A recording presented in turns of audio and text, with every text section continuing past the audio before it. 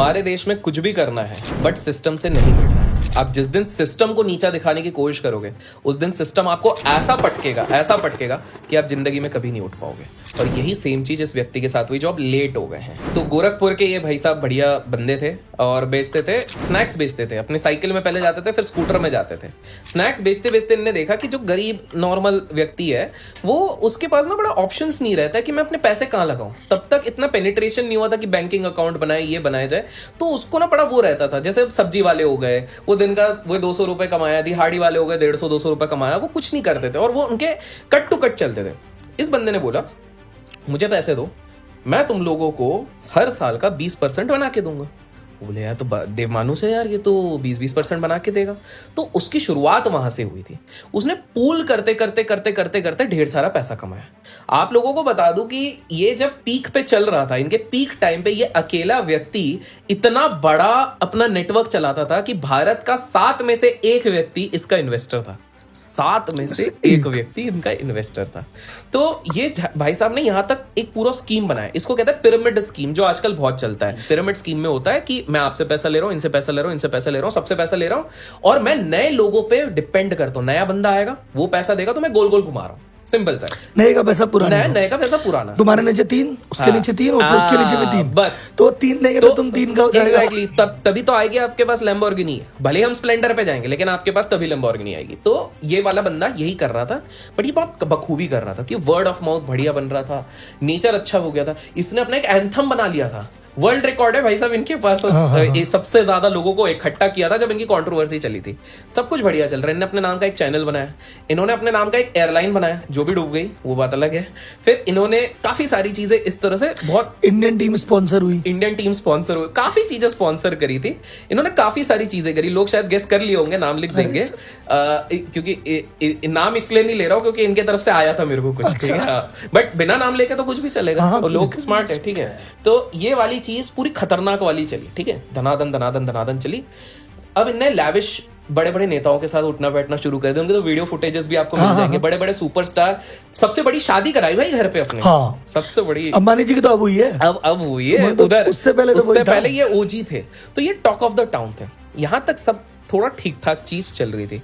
अब क्या हो गया कि कहीं ना कहीं ये भनक लगी कि भाई ये एक पिरामिड स्कीम तो चल रहा है। मैं बीच की थोड़ी स्टोरी हटा रहा हूं क्योंकि वो थोड़ी बोरिंग है, सीधे मुद्दे पे आते हैं। तो हमारी रेगुलेटर सेबी पड़ गई पीछे। क्यों पड़ी? उसमें इनकी थोड़ी सी गलती थी। इनका एक रियल एस्टेट फर्म थी जिसको अब ये आईपीओ लाना चाहते थे। आज तक इनने पब्लिक नहीं करा था। तो सेम चीज इस बंदे ने अभी तक सेफ इसलिए था, इसकी स्कीम लिस्टेड नहीं थी। बट रियल एस्टेट का जैसे आया, ऑलरेडी एक इन्वेस्टिगेशन चल रही थी, तो इनसे ना सब कुछ सही था। इसका पूरा डॉक्यूमेंट जब देख रहे थे तो एक वहां पर कुछ एक लाइन दिखा जहां पर कि सेबी ने पकड़ा कि इन्होंने पब्लिक से पैसे लिए। अब सेबी का रूल तब भी था कि जब आप पब्लिक से पैसा उठाते हो किसी भी रीजन से, तो इट इज इंपॉर्टेंट कि आप इनकी परमिशन लो। सेबी ने ज्यादा कुछ नहीं कहा था, सेबी ने पेनल्टी बोली थी। पर अब आ गया ईगो एक ऐसी चीज है जिसने रावण तक को नहीं छोड़ा। तो भाई बड़े बड़े बिजनेसमैन क्या चीज है, और इसी ने इस बिजनेसमैन को डुबाने का शुरू किया। ईगो में आ गया, भैया नहीं दे रहा, क्या कर लोगे? सेबी को वो करा।